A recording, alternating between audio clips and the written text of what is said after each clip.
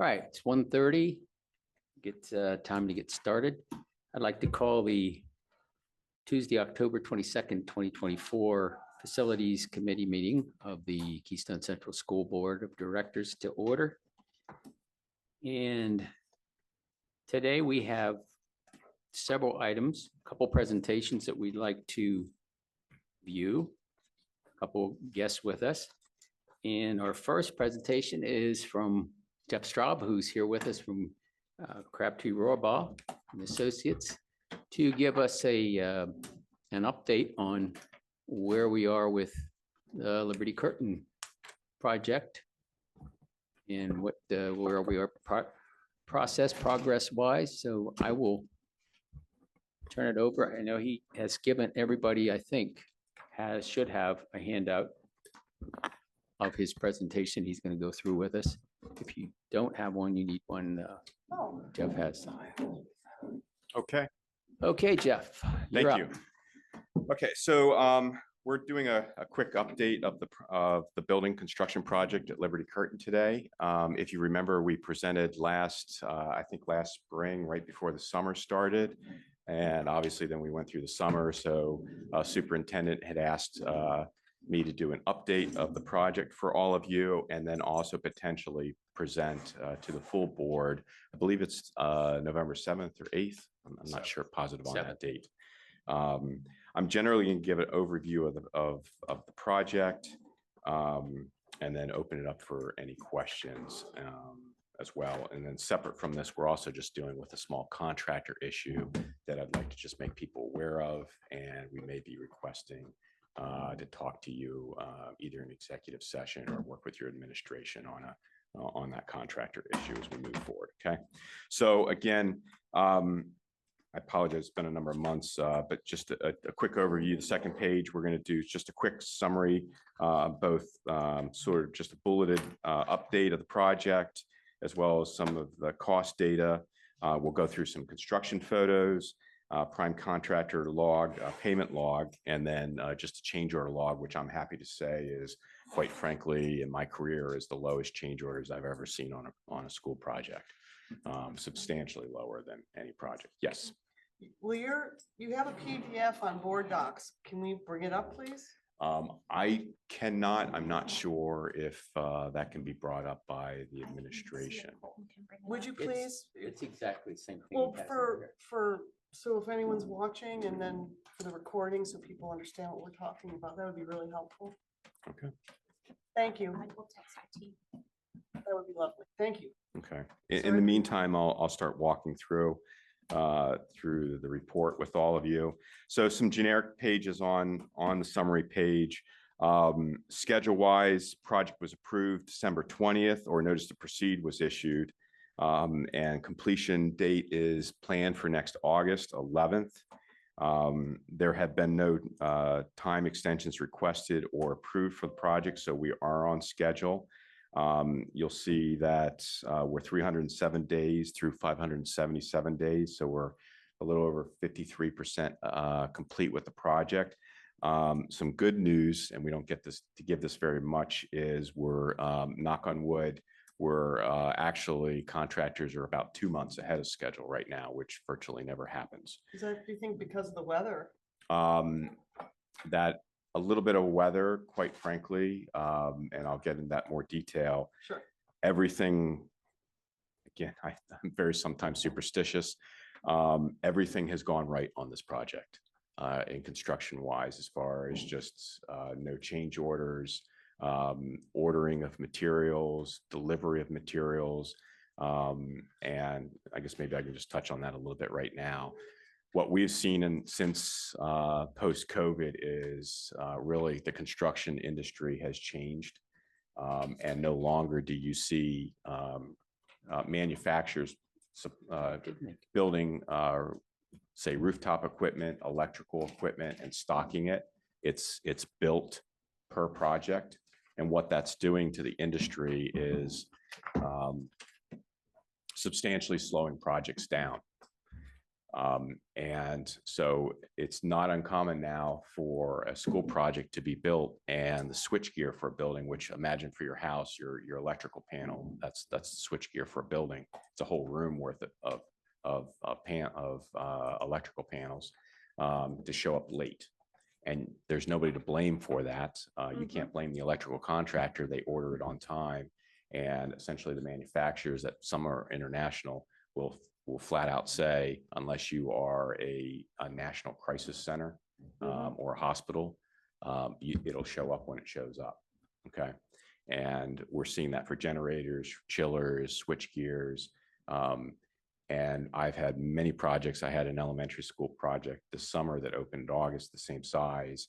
And the electrical gear showed up 1 month before the school opened, before the kids walked into the building. And we had to work around that. Your project is the opposite.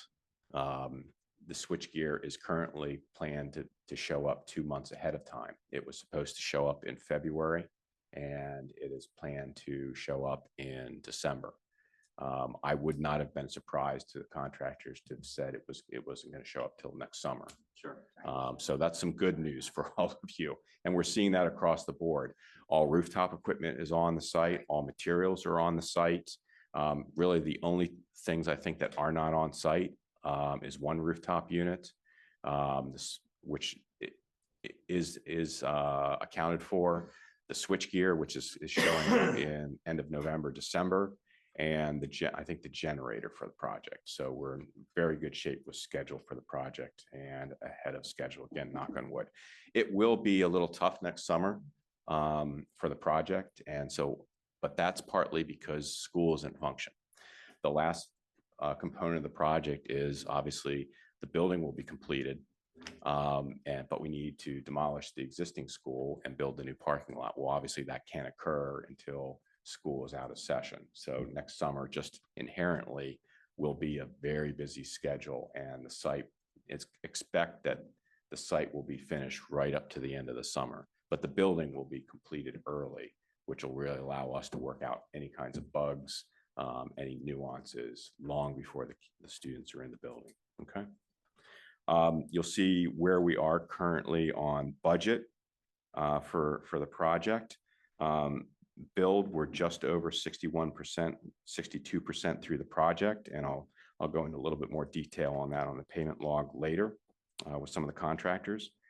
So school is fully under permanent roof at this time. Final exterior windows are currently installed. Really, both classroom wings are complete. Mechanical equipment and ductwork are nearly 80% complete and installed both down hallways and classrooms and on the roof. Plumbing is 90% complete on the building. Really, we're just waiting for final, say, bathroom fixtures to be installed. Grease interceptor, I think, in the kitchen, very minimal things. Main mechanical room, essentially all the equipment is installed, whether it be pumps, boilers, excluding the switchgear that I said is showing up early in the next 2 months. Everything is in the building right now. All of the brick, whether it be concrete block, brick is complete on the building. Exterior envelope is short of the metal panel, is complete, and the building is weather tight right now. Interior painting has begun and is generally complete through a substantial amount of the building.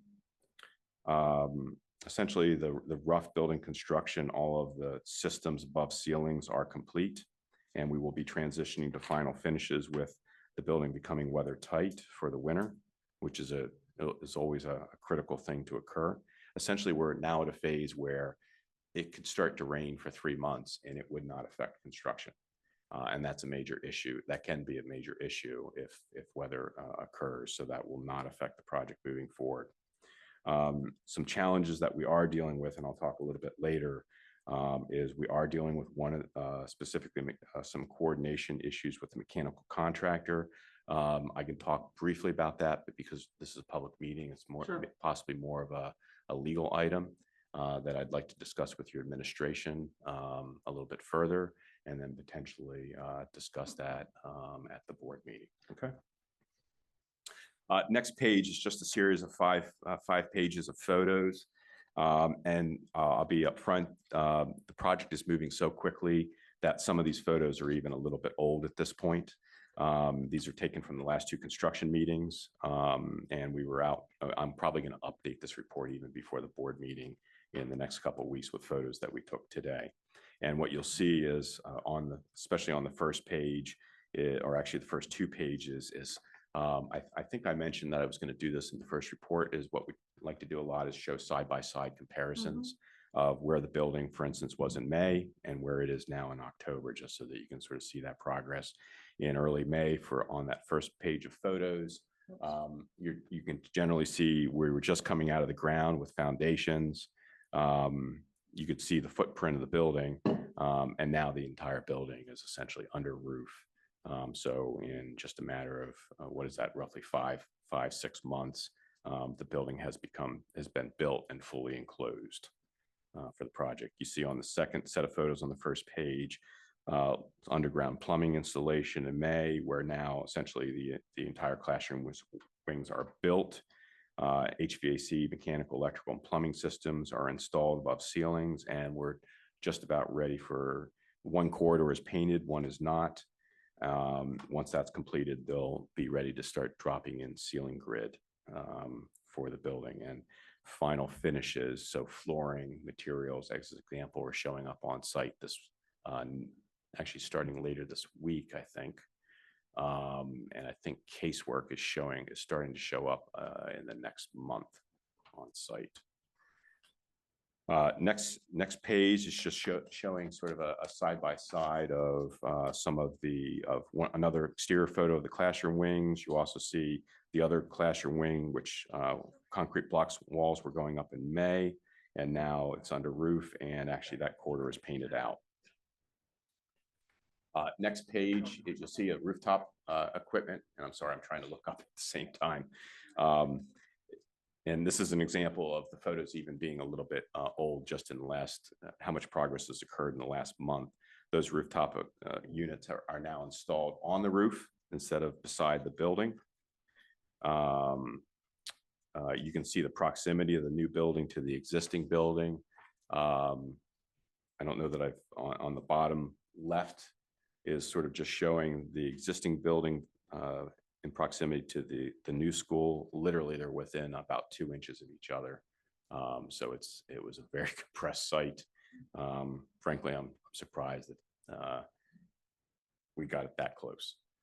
The next item you can see is the end of one of the classroom wings. The brick is fully installed. The white material that you see is the backup for the metal panels that will start later this week.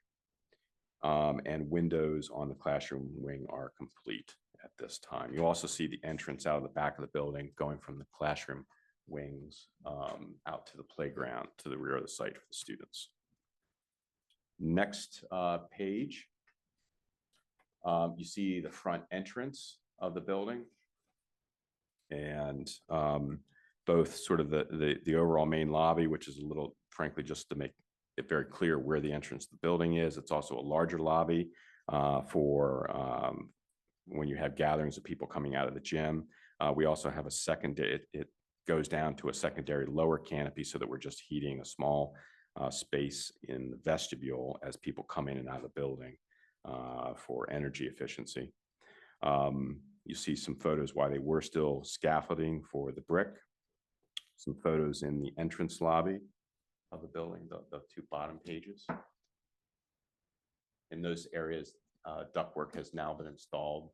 We were looking at it, inspecting it with the contractors this morning. Next page is the mechanical room. Pumps, boilers are installed. You can see in the one photo with the green walls. I think this is the kindergarten kindergarten rooms for the building, and just some of the windows, both the doors and the windows, for visibility between the hallway and the classrooms for safety and security for monitoring. Next is the new multi-purpose room or gym, which will be right off the main lobby. And then also the main hallway adjacent to the art music classroom is complete. Okay, so that's just a quick snapshot of photos. The next page is the payment log.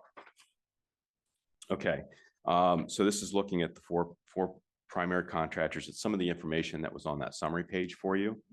Some takeaways right now is even though we're 53% through the project, we're just under 62% complete cost-wise. And that's cost-wise with retainage factored in. We're actually holding $770,000 on the contractors. That's just to make sure that at the end of the project that everything's been built correctly, installed correctly. I don't really see that being a major issue on this project due to the quality of the workmanship that we're seeing, except for one item that we need to deal with. Okay. The next item is, just I mentioned, you can also see the calculations here of number of days complete, request for information. Roughly, there's been about 1.5 requests from contractors per week throughout the project. We just track that, make sure that's on schedule. And then contingency, and this is probably some of the really good news that I have for all of you today is we have $540,000 of contingency in the project. That's monies that you should expect to spend on a project, because it's every project, school project or any building project is always a one-of-a-kind building, a lot of different people involved. And, a lot of times people say if you build a house, there'll be 10,000 questions.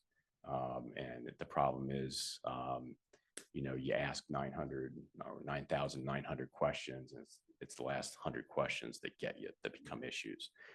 You can imagine on a school project, it's even much more complex. That's why you have a contingency. At this project, we set it at 2.5%. That was, quite frankly, a little bit low. It's not uncommon to see 3 to 5%. But the discussion we had with the school district and administration when we started the project was it was new construction, and it was a little bit of risk, but we have pretty low. The contractors that we had on the project, we felt pretty confident about having a low contingency.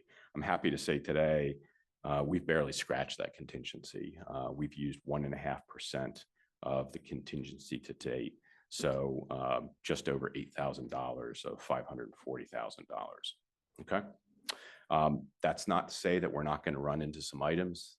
The final part of the project, my largest concern is when we demolish the existing building, are there some unforeseens or something that's discovered? If that might be. But at this time, we've got quite a large amount of dollars set aside. I would say two things. Don't assume that you won't be spending that, but you can start planning I really would assume that you're going to virtually not scratch this contingency much further. So two things that either gives you, whether you utilizing that money, for instance, related to the furniture or whatever else you're doing with budgeting for the project district-wide, or frankly, just this really creates the ability of you to not have to borrow or pay down as much related to the project. Okay. The following slides and pages are really just our tracking document, sort of the backup for the change order logs. And we always track change orders as different color coding of green has been fully approved and processed with you as school district. Yellow is they're ready to be taken to the school board, or the maroon is that they've just been received and are pending. Change orders typically, when they do come in, sometimes we will review a change order for 2 to 4 months before it will ever be brought for final approval, validating whether it should occur or not. And I think we've only had 2 processed with the general contractor.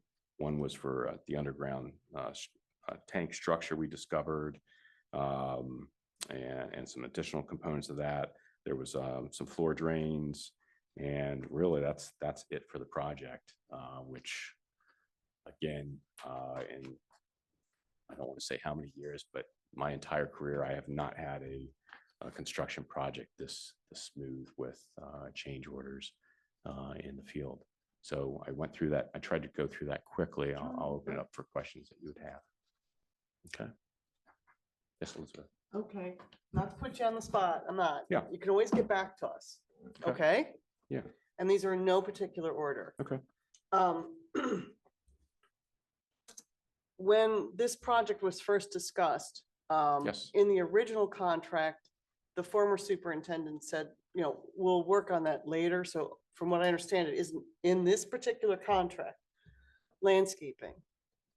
Okay. Am I correct? Am I remembering this correct, that landscaping is not part of the current contract? Landscaping is in the project right now, but a limited landscaping. I don't mean grass. I'm talking trees, shrubs, Trees, shrubs, things of that flowers. nature.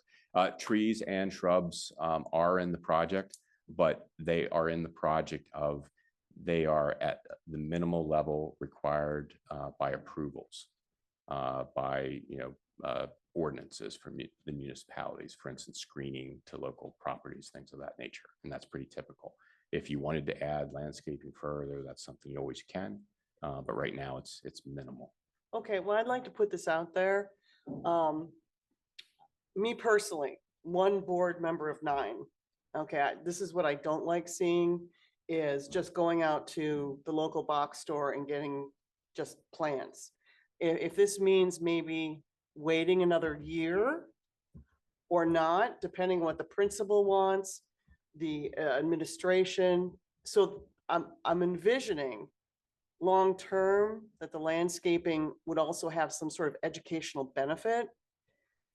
So, I mean, that's up to administration and whomever, like I said, the teachers, but it just seems like outdoor education is something we've been trying to go towards a little more.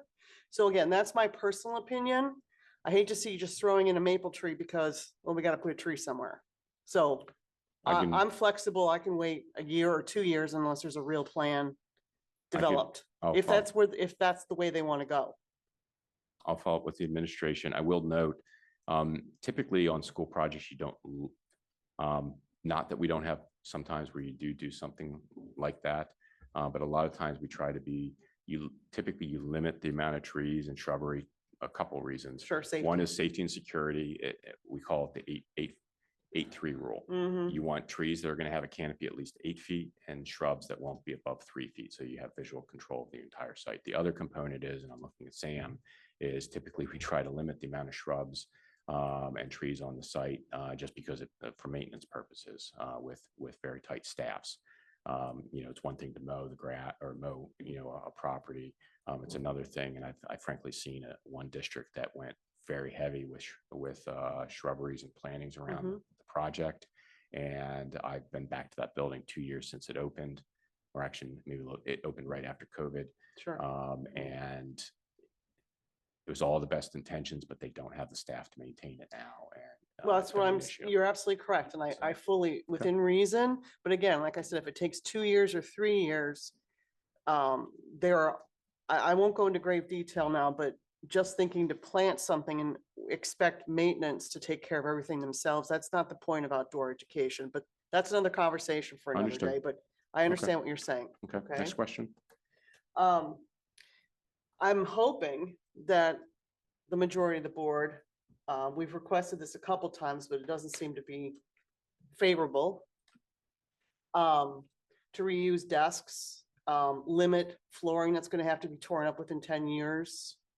So me personally, again, 1 of 9, if the majority of the board, I'd like to see an itemized list of those things and some things that maybe we can reuse from the other building. Or maybe limit flooring that's going to have to be ripped up in 10 years or causes more maintenance. So again, 1 of 9, I would like to see that itemized list of things that we have flexibility with. Okay. That would be lovely. LeClure, where the school district is investigating. I'm sorry. The school district is investigating whether or not we're going to go with some or most of McClure's solar program, or possibly something else in the future. So there is no commitments at this time, is what I'm trying to say. they said they were gonna get with you or someone to ensure that the roof structures as designed and built can handle the weight of the panels. Is that something that's already taken place? The next presentation is from. Right, I Flora saw to that, talk but I- about that. Thank you. But I just want to know, has anyone approached you with that or discussed that with you? I took notes on your last question. I don't know if you want to go through me to answer each of these before or just answer them afterwards. It's up to you, or it's up to you. I Okay. just, okay, so that was, okay, thank you. Okay, I'm taking Um, notes. Again, these are in no particular Yeah. order. I believe, and I could be wrong, you helped us with the Bucktail campus, the exterior entrance area. Correct. Okay, thank you. One thing they did was they put a film on the glass to limit bird crashes. Is that Okay. something that was in the contract also, or is that something that has to be added if we wanted to? Bert, I can talk about that once we get, Okay, get all super your terrific. questions. All right. Did anyone discuss about the dark skies and the lumens for outdoor lighting? Okay. Okay. The kitchen, in the future, I'm sort of assuming, when I say future, I'm saying 10, 15, 20, 30 years. Okay. I'm assuming disposable items are going to be limited and they're going to go back towards reusing items versus throwing them away, such as utensils, plates, drinking vessels. Does the kitchen have enough capacity to someday, if they want to, if they have to put in additional washing areas or storage areas? Okay, I'm taking So, notes. yeah, that's fine. I'm not expecting answers today, I can okay? answer some I of these. appreciate that. Again, is the heating, have you gone with subfloor heating, or did they go forced air, or did they go hot water? And that'll lead up to my next question. Okay. And then I personally have a concern in the future, and again, the future could be 5 years, it could be 10 years, it could be 20 years. My concern is about filling the classrooms and keeping them filled. And this isn't a school board problem. Well, I shouldn't say it's a school board concern, but here's my concern is about 2 years ago, Center County was very helpful and they designed some maps for us, or me, and I handed them to the previous project director, facilities director. Anyways, make a long story short, the Amish community has moved in about 15, 17 years ago, and they're buying up, agricultural lands to keep them in agriculture, which that's great. So when we're looking at potential new housing, it seems to be mostly in the north, where it's technically recreational land. It's not Mhm. full-time residents, but that's, so my question is, I've also heard that there's a potential of a charter school going in the local church. So how flexible is this design?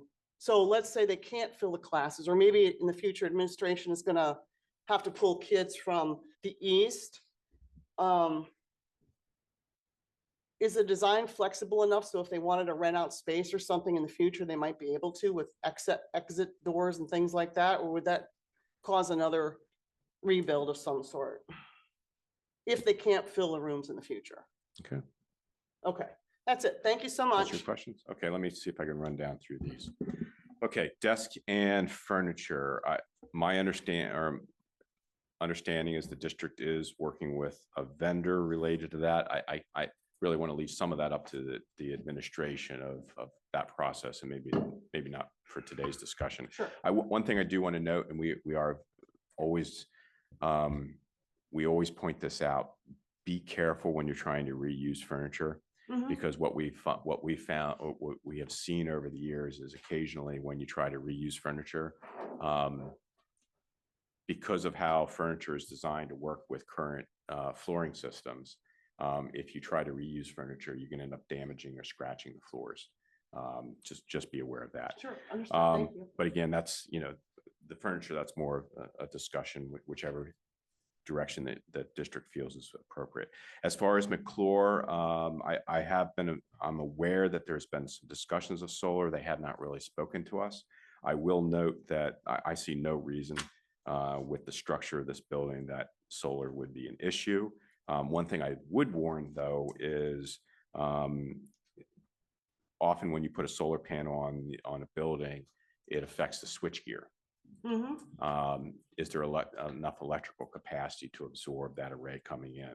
And I've seen that as an issue before. So just make sure that that's, I'm sure Well, is McClure would be it- aware of that. Okay. Yes.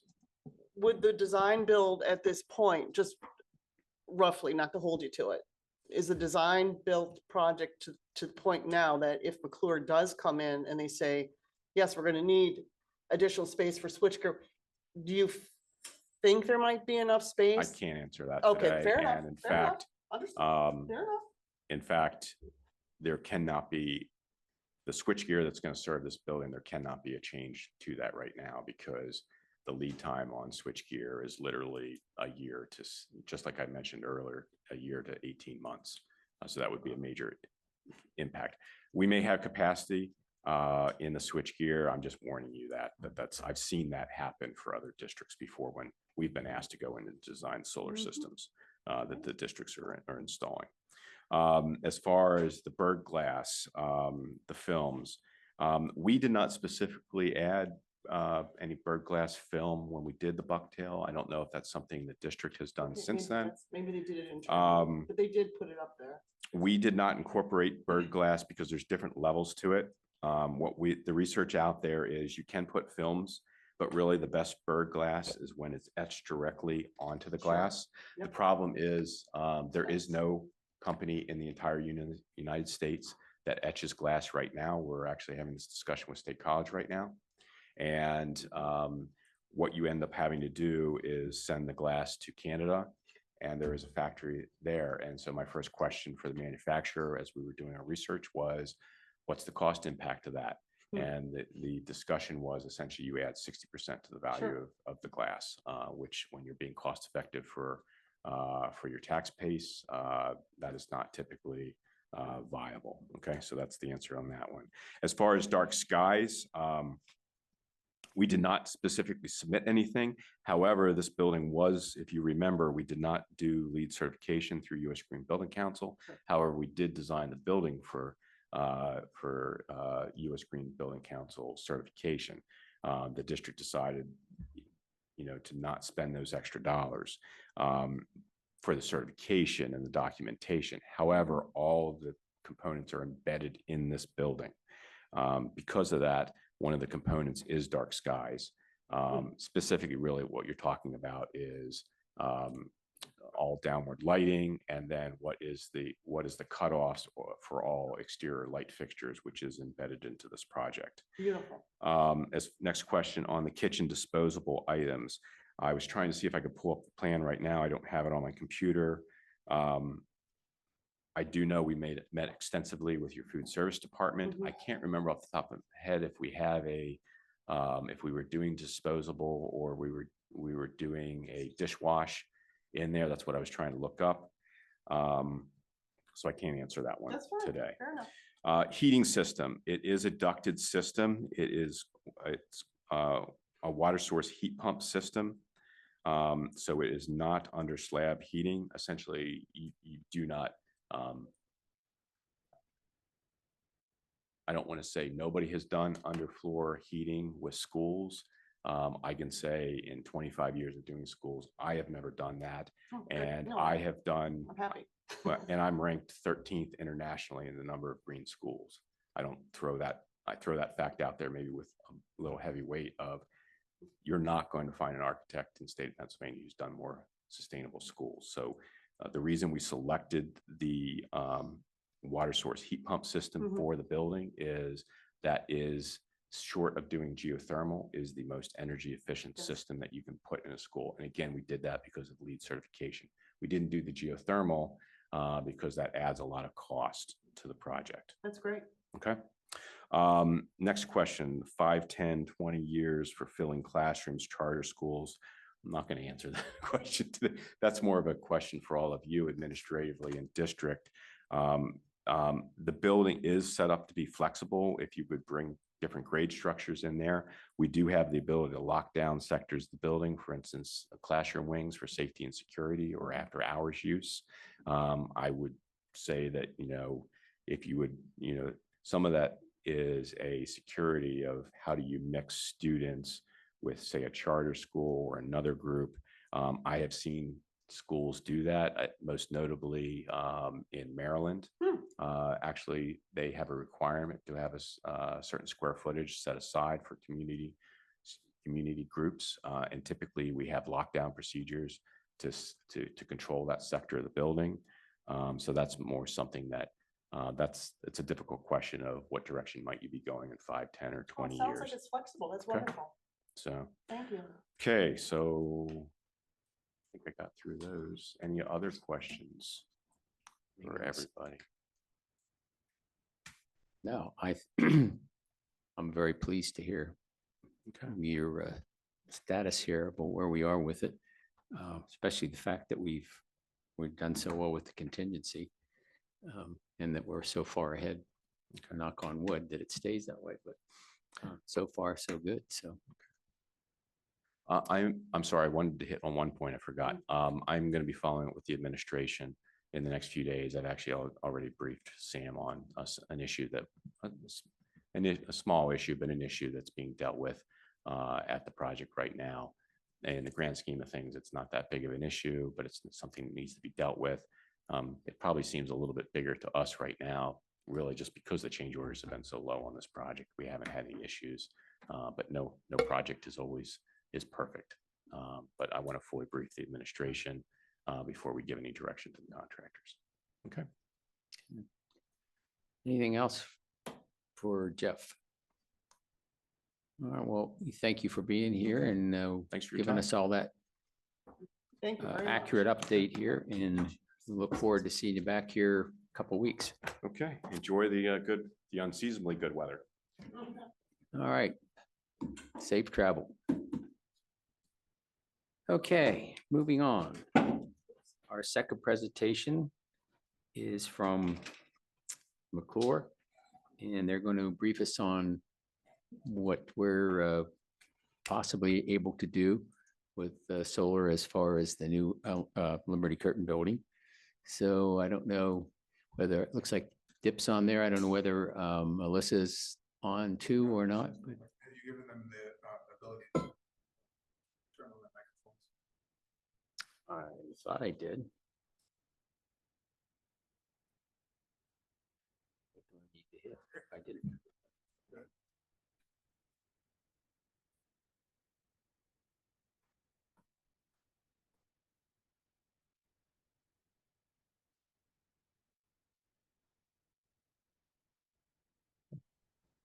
Hey, good afternoon.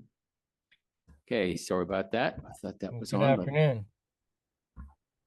All right, we welcome you and thank you for being with us today to give us an update on what you have been able to come up with as far as what we might be able to do at the new Liberty Curtain building once it's up and running. So I will turn it over to you, Dip, and I think, is that Alyssa with you? Nope. It's Damien.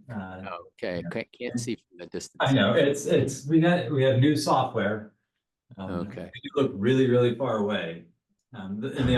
This office is not this big. So It does look like it's about a mile long, that table, so. All right, I'll turn it over to you guys and you can share what you have. Thank you. So Alyssa's not here today, and so she's kind of asked us to walk through this presentation. So with us is Dip Smith, who's our senior designer, and Chris Stoltz is on the phone or on the line as well. He's the vice president of strategic solutions. We're gonna, Chris is gonna run through the first part of the slide deck. Dip will do the overview on the site specific. And then I'll kind of touch upon the budget format that we've talked about in the past. So go ahead, Chris. All right, thank you, Damien. Do you want me to share my screen with the presentation on it? Is that okay? Yeah, or can you? Yep, there it is. Okay. Jamie is got it up. So you want to, the first couple slides are just background about McClure for anyone who doesn't know us and our work with the district in the past. Second slide showing, our office locations, our projects that we've done throughout the state of Pennsylvania as a Pennsylvania guaranteed energy service contractor, and also for some healthcare and higher ed. The important part in how we integrate with Keystone Central is the third slide. You mentioned Alyssa. She's unfortunately unable to be here today, but this is kind of our breakdown. She's your main point of contact. And then you've met Dip and Damien, who are part of my group under Strategic Solutions, in which the solar opportunities fall under. You can see we have a pretty wide-ranging team that includes engineering, both mechanical, electrical, and controls, construction operations team, and a post-construction team to follow up for commissioning, measurement, and verification, and any services that are needed after the project. So really quick about McClure. Slide 4 goes into some of our past projects with the district, things that we've done over time. Don't really need to touch back on these unless there's any questions about past projects or future projects that we can work on. And really to get into the meat of why we're here today to talk about Liberty Curtain, starts on slide 5. So in that slide, we've been looking at projects for the district related to solar as part of guaranteed energy savings agreements. And specifically today about Liberty Curtain, some of the things that are driving that are the federal tax credit and that incentive being able to be passed along to public entities or used for things like PPAs. The IRS direct pay option is that public entity being able to take on that tax credit on their own. So we looked at multiple different procurement options for the district, from direct purchase to power purchase agreement, which is basically McClure owning, operating, and maintaining those arrays and presenting them to you to buy the power from. So those leverage those savings and allow you to use that for other needs, other facility goals, and also to integrate the solar into the curriculum through kiosks and online portals that record all of that data and allow it to be presented, as well as having members of our team come in and talk about the process the whole way through. So the next slide kind of details where we are at today. So back in May, we had a kickoff meeting, site surveys. We started analyzing utility bills and regulatory compliance. We started to look at different roofs and defining the scope across the district, not just at Liberty Curtain. And we came back in August, reviewed options for Central Mountain, Bucktail, and Woodward, gave our findings and where those sit. And now we're ready to look at some of the preliminary findings for Liberty Curtain because it's unique. It's in construction.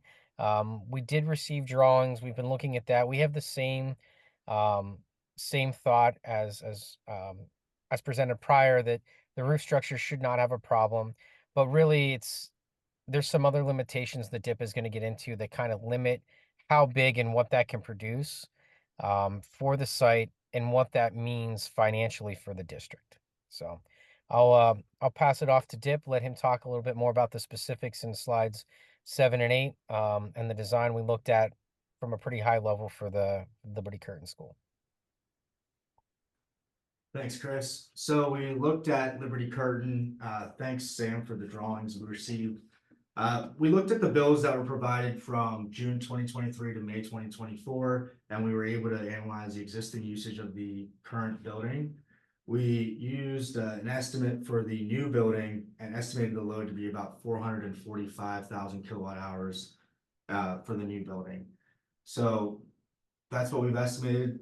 That has not been confirmed by the utility, but based off of our previous data, that's what we estimate. Next slide. So based on the roof slopes and the data that we had, we were able to come up with a 204 kW system that is able to produce 58% of the estimated consumption. The lines that you see on the roof surfaces there are where the high points are, and the roofs do have a bit of a slope. We are working with our partners for a solution, and we'll come up with a ballasted system. so that we're trying to avoid any anchored solutions.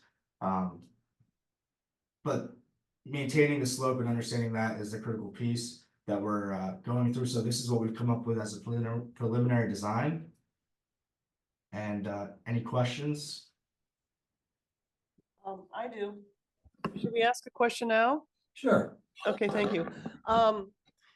I am a little confused because when this project first started, one of the things that was talked about was, eventually putting, looking into putting solar on the roof.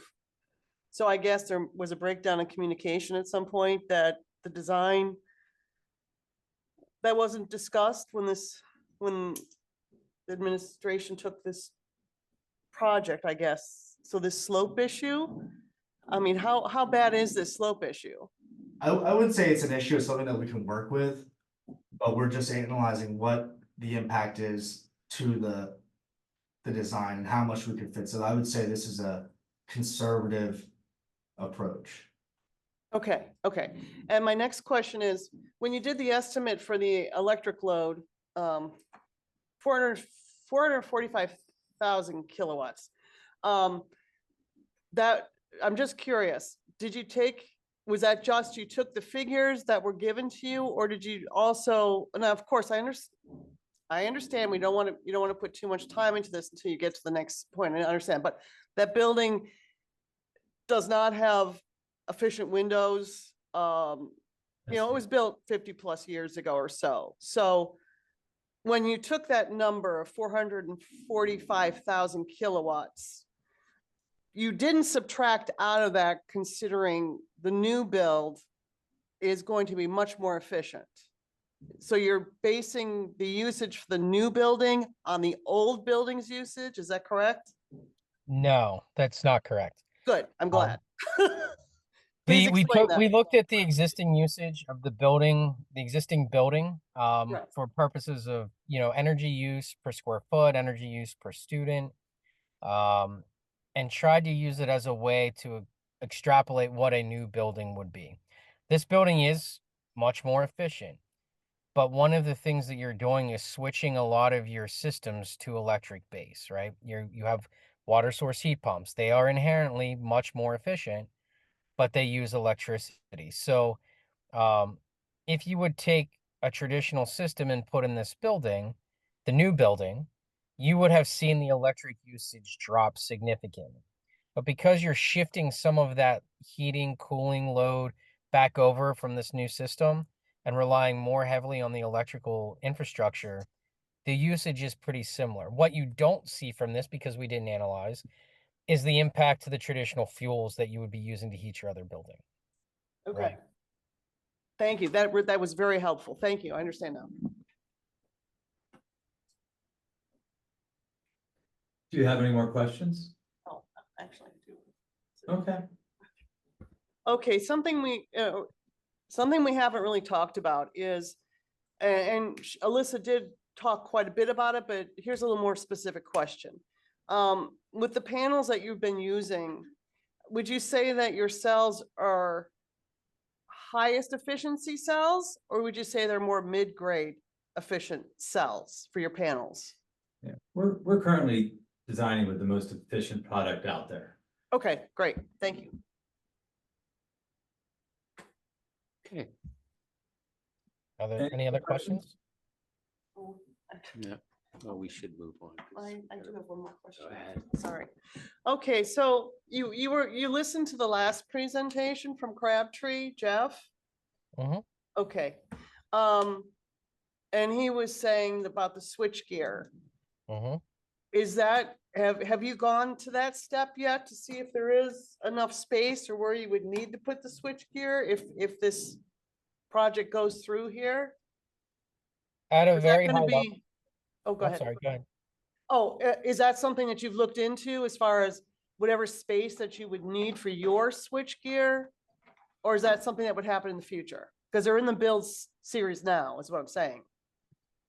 Correct. So at a very high level, we have, based on some design rules of thumb, we haven't reviewed the submittal cut sheets or anything like that for the switchgear. But that was one of the design limitations we have. So we had to play within some bounds of available roof space, panel production, the slight slopes of the roof, setbacks from the edge, brings that all to a limiting factor of what we can put on the building. So as we stand right now from a pretty high level, we want to go back and dig into that with the switchgear, knowing that we can't make changes to what's coming because we know the same thing that Jeff knows. We know that it takes a year. We would not recommend financially, it'd be very unlikely for us to recommend something that would require you to either upgrade that switchgear or add supplementary switchgear. It becomes very cost prohibitive, especially for this size of a system, because it almost has to become standalone. So not that we couldn't do it, not that there's solutions that we could look at, but in our findings, it's typically better to size it within the limits of the gear that you have. Now, the benefit is the gear that you have is sized for electrically based equipment, so it has a larger capacity than a traditional electrical system would have with traditional heating fuels like oil or natural gas. So, the high level answer is yes, we've considered that. The detail is we haven't got to that step.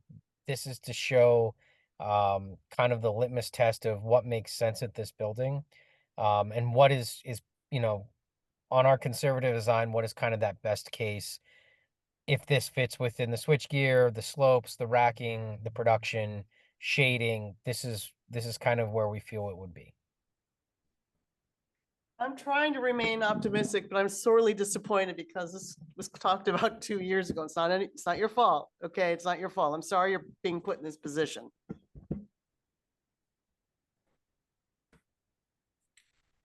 We understand. I'll give it back to Damien. Yeah.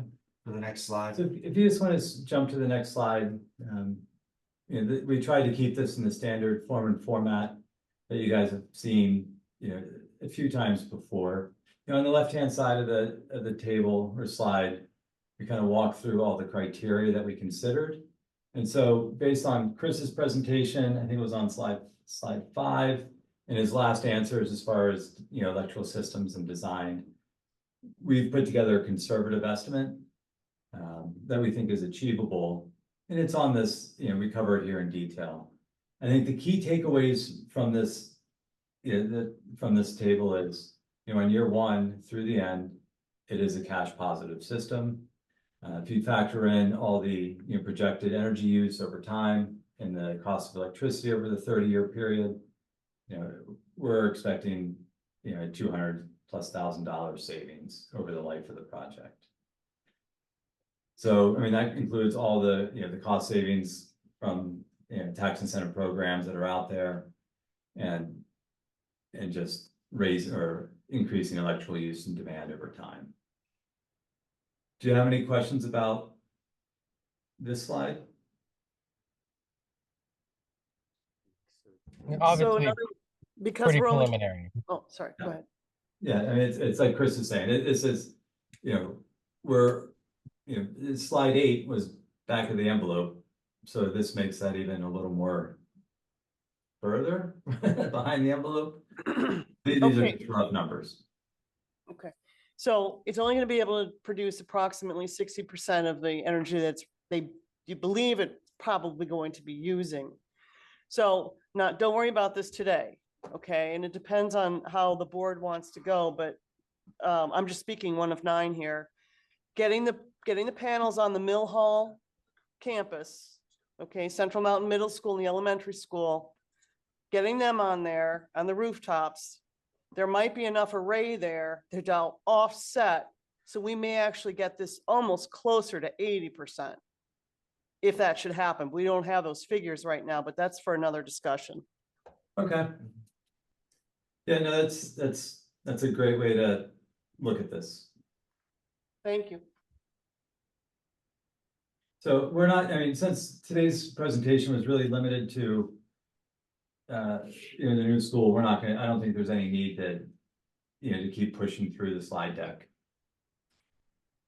Oh, I Yeah, agree. the remainder of the slide deck is template information about the background of the other other information we provided, back in August, and then updates on some of our test case studies and the Solar for Schools bill that came out. So Yes, just part thank of the you. And overview. one thing we haven't seen though is, I think last time Melissa was here was getting the arrays on the roofs and what that would look like at the Middle School's campus. So just putting that out there again. Okay. Thank you. Well, I think that I think as he said, this is kind of a rough Sure. first look at this, and they don't have Understood. total accurate numbers. And I think they'll be able to refine this and bring us back some more specific numbers, and hopefully that 58% will be increased. So, I hope so. all right. Thank you. Anything else? All right. Thank Thank you. you very much Thank for you, your time. gentlemen, for being with us today and sharing this. It's a good first step on what we might be able to do with that building. So, All right, if you have any follow-up, we're gonna jump off, but if you have any follow-up questions, please funnel those back to Alyssa and she'll get them to us. Thank you. okay, we will. Thank you very much. Thank Bye you. now. Thank you. Take care. So long. Okay. Moving on. Number 3, and actually the rest of these, a lot of these are, in fact, all of them are gonna be kind of the Sam show again here, so at least to a degree. Number 3 is facilities use policy and practice, and I think the reason that this is on here, and Sam can go into a little more detail, but in policy 707, which is the facilities use policy, it covers a lot of things about using the facilities and the details on what goes into, facilities used by school groups, by community groups, or whatever. However, what it doesn't address, which is creating a lot of confusion, I guess, is the best word for Sam and his department, is there is no fee schedule for, and I believe, if I remember right, we talked about There's this a history. a couple years ago, and I don't know that we ever obviously didn't come to any kind of a firm decision on it or whatever. And it's been in the it's been handled in the past is by the superintendent. That's been coming there, and they've kind of done it on an as needed basis here as they came in, depending on the group, depending on what they want to do in the building and whatever. So Sam, I don't know, if you want to add anything to that. Yes, I can certainly add to it. So this became an issue when the Property Services Secretary Brandy, we manage the Our School program where folks can reserve space throughout the schools. We got a response that someone was charged who had never been charged before. And so we're getting training and learning how to operate this Our School system. And someone had put fees in there in the past. And we can't find any policy or any written document that says who we charge, when we charge them. And we would like to get that straightened out. So would I. So what I did is I reached out to a little network, and I have Bellefonte's fee schedule, and I have Bald Eagle Area's fee schedule. And I would recommend that I give that information to the policy committee. It's right there.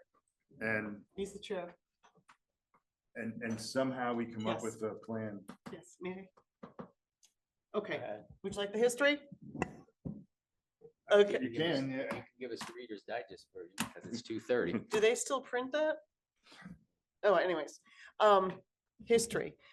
That was the intent when we reviewed this policy, I don't know, 3, 4, 5, might even be 5 years ago. This was the this was the challenge that they had here.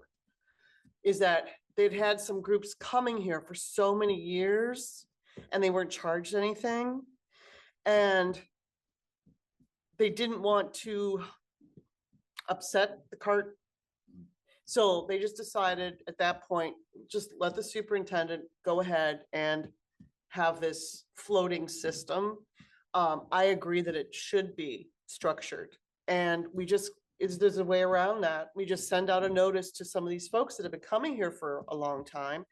Say, we need to structure it to make it equal for everybody. And I don't think anyone would get offended, but as long as they don't come to you all of a sudden, and you're like, but if we could maybe notify them in advance that this is what's going to be happening 2025 of March or whatever this date is. But yes, I fully support that. Thank you. Long time coming. Well, I think the reason it was a little nebulous in the past is because exactly what you said. Mhm. It was there have been groups that have been using it and, they're pretty, loyal groups and people that have been, Yep. Local community groups. And you certainly, I don't know whether I agree the fact that we won't offend people because you probably will, especially if it's some group that has been using this and then all of a sudden, and I guess it depends on what we're going to charge. Right. If we're going to, as long as we keep it a very reasonable amount, Mhm. then I think that shouldn't be too much of a problem. But no matter how you structure it, there's always going to be an exception to everything. Sure. No, So absolutely. Mhm. I think we still need to give the superintendent the discretion to do that, to make those calls, if it comes to that point. So, but I agree with Sam. I think we should hand it over to the policy committee since it is part of policy 707. And you guys can hash it out, see what you bring back Mhm. for Yeah, consideration. Easy peasy. Easy peasy. Do you have something, Bill? Yeah, I mean, I agree. I think something for the policy committee to look at. Sam's work Yeah. will be appreciated, I'm sure. Mhm. Go through and we could always create something with the option to waive a Right. fee for an appropriate, I mean, I have no idea what kind of groups you're talking Oh, about. So, I mean, if it's people that really can't afford it and we're doing a community service, that's fine. But if there's people that I if it's think a there's group that can afford it, Right. every little bit helps in our budget. So, I think And that's where we ought to see, I go. think the difference is you look between for-profit, nonprofit groups, Yeah. that kind of thing. And I think that's even spelled out somewhere in that policy when I looked through it recently. Mhm. Um, Yeah, doable. And the policies that I got from Bellefonte, Baltimore area, they spell it out specifically Yeah. too. Good. And that's, The different fees for the different groups and what benefit they have for the school and the district programs. So, right, because we always had the cleaning staff. Some people sleep overnight. I mean, there's a whole, you'll be amazed. You'll be amazed. well, Do you have any yeah, comments, Chris?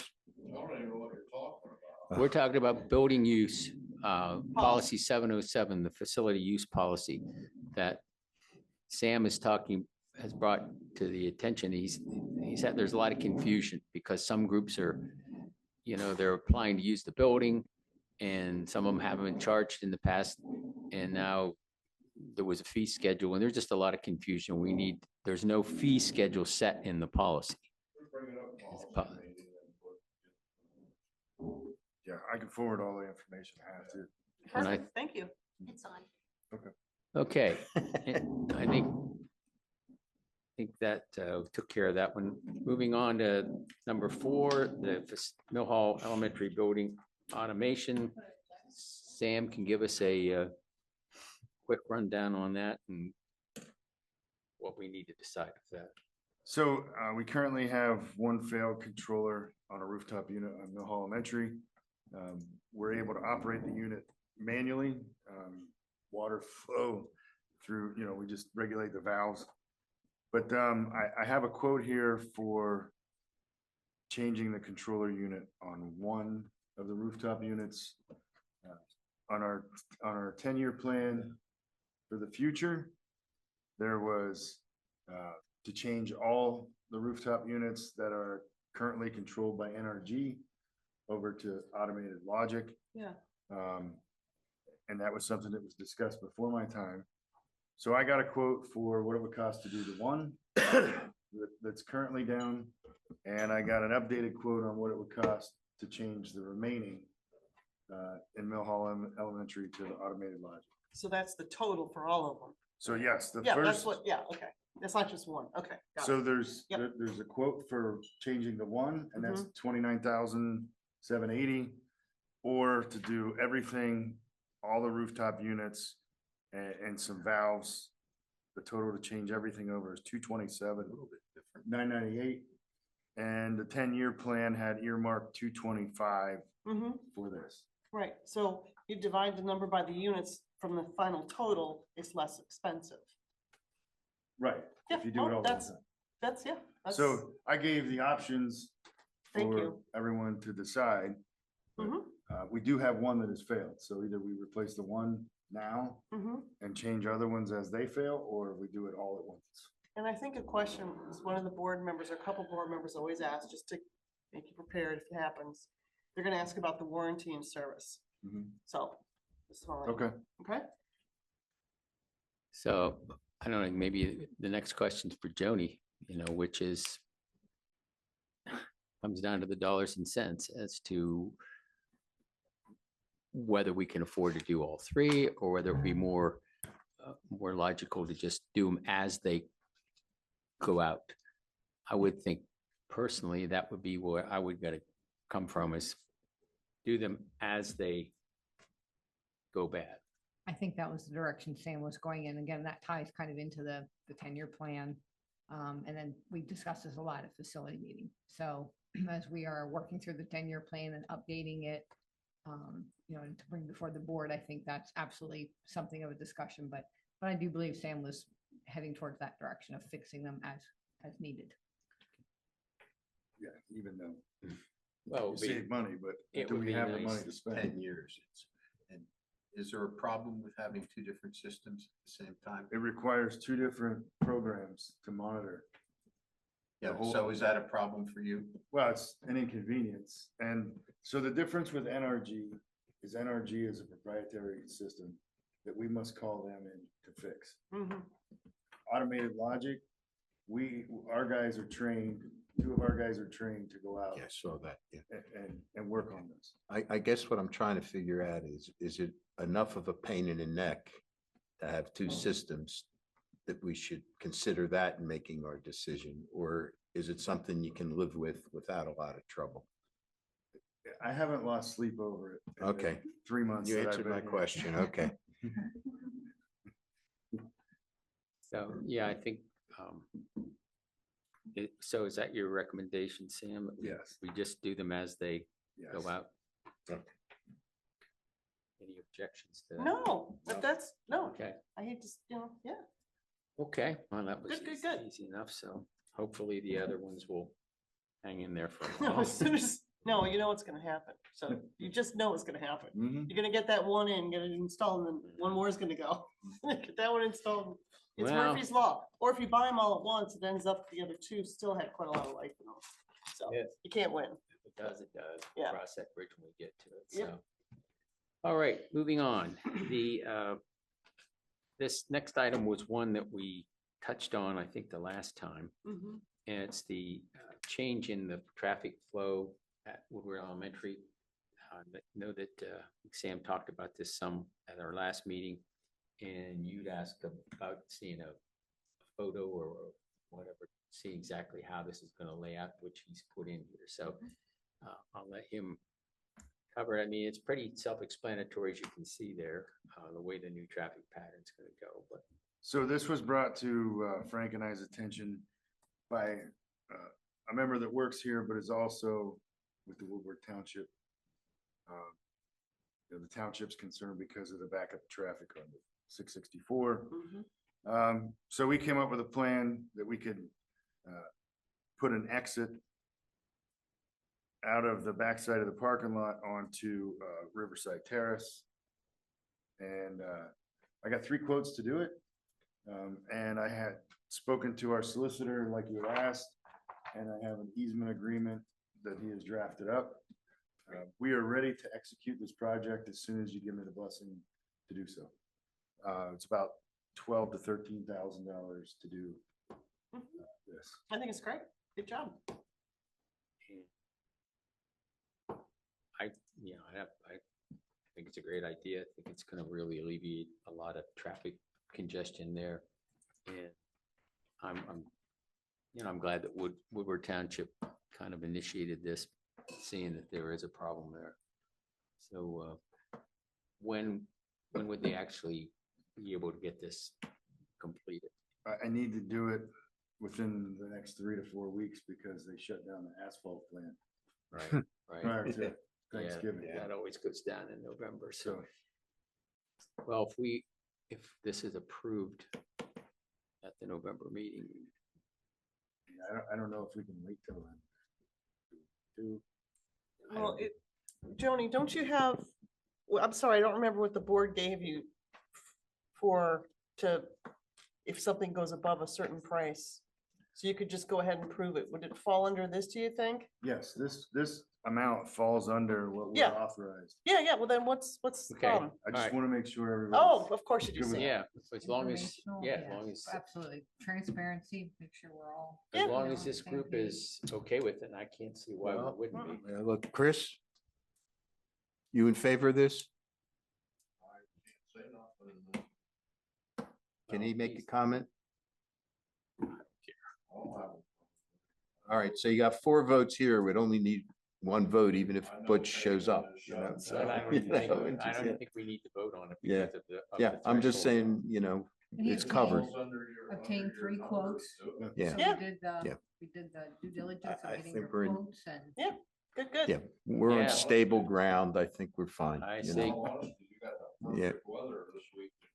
Yeah, Yeah, and I looked, long range weather looks pretty decent too for the next couple of weeks, so I Mhm. think it's perfect time to do it, so I say go for it. Good Get- job, Sam and everybody. Get it done. All right, just the last couple things are informational there. Again, these are a couple of things that we had mentioned a couple different times, the Bucktail Stormwater piping repair. Sam, what can you tell us? What's the latest on that? There's a meeting tomorrow between the Conservation District and DEP engineers to come up with a plan to present to us for path forward. Great. So, They're nice people. Yep. You should enjoy them. Good enough. The high school water heater for this building. so the original parts were supposed to be here by the end of September. Now they state end of October. And we'll say, they told me that 75% of what they need has arrived. And the rest should be here by the end of October. And they need 2 to 3 days with the high school down, no hot water to do the project. So our suggestion is sounds like gonna a be, weekend. if we can get the stuff, we can do it maybe on that Thanksgiving Right. break that runs into the first couple days of December. So that's what we're gonna shoot for. Great. How's the other old hot water heater doing? It's still making hot water. Still hanging in there. So as long as, I haven't gotten any complaints. There we go. well, hopefully you can get it done by then, so. And last item here is or next to last item, I'm sorry, the parking area down here has some pine trees that are creating a lot of problems, sappy problems. They're sappy trees, so, Sam, Yeah. what's your plan for that? I spoke to Kurt with the CTC and he'd like to utilize his forestry division crew. Great. To bring them down. They're actually gonna have a presentation by a contractor, remove one of the dead trees out by the wetland. Mhm. And after that presentation, the kids are gonna take the trees down themselves by the parking lot. Can they, first of all, I don't know why they ever, pine trees, we don't, they're nice to look at over there.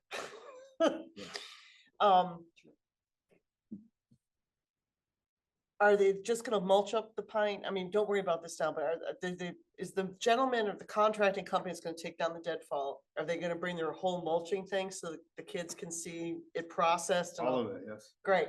And if there's any usable pieces I they can was- put on the mill. the- Sure. The CTC has their own, Well, that's what I was gonna ask. Yeah. Is there a market for this wood? I mean, it sounds, well, I mean, the I forestry mean, from what I division, understand, wood's expensive. So, you know, if we can sell it, you know. I don't know how much they you might get for- reuse it, for pine. Okay, yeah. yeah, All right. Yeah, well, that's great. That's outdoor education. so, yeah, partnership with Super. CTC. Good solution to that. And last but not least, this was also discussed before, a water line. I guess it from the Bucktail football and baseball field, I guess they ran into some delays on that too. They started digging last week. The area they thought their water line was in, they could not find it. So, their plan is to come back out later this week and try another test dig spot. So, Good. the Renova Borough is gonna install this equipment Sure. that was purchased. And then we just have to make a run from the meter box to wherever we want it around the fields. But, the borough needs to dig up the pipe because they don't know what size it is Sure. to get their fittings. Mm-hmm. So they're in a exploration mode right now. But Might find they out. are actively, I was at Bucktail yesterday to see what had been done. And everything they dug up, they replaced back into the hole. So Sure. They don't have maps or something of where they This are. was They have so maps, old. They just start right. And you know? the- Just- I'm assuming it's cast iron? You would think as old as it. How old are they? I would imagine they're from the 40s, 50s Oh, at God, earliest. Might be they could be clay or they could even be lead. Might- Oh, I know sewer piping used to be wood. Yeah, Yeah. Didn't Sure. they used to be terracotta too? some of It's that gonna be, stuff? it's gonna be, or that Orsburg, So that, yeah, it'll be interesting when they find it. okay, but we can still put the drinking fountains in, right? That is my plan once we Okay. figure out That's where we're the- gonna put this. That is Right. the ultimate objective here, so. All right. We'll get them there by football season, let's, 2024. hopefully. Or Yeah. things baseball were anyway. No, always it's all where, good, it's all good. things always where they were supposed to be when you were in the Coast Guard. Yeah. All right, that was all we have on the agenda, so. We got done here and with a few minutes to spare before the next meeting, so. Thank you. uh, I'll call the meeting adjourned at 2:48. Thank you. Oh, the next one starts at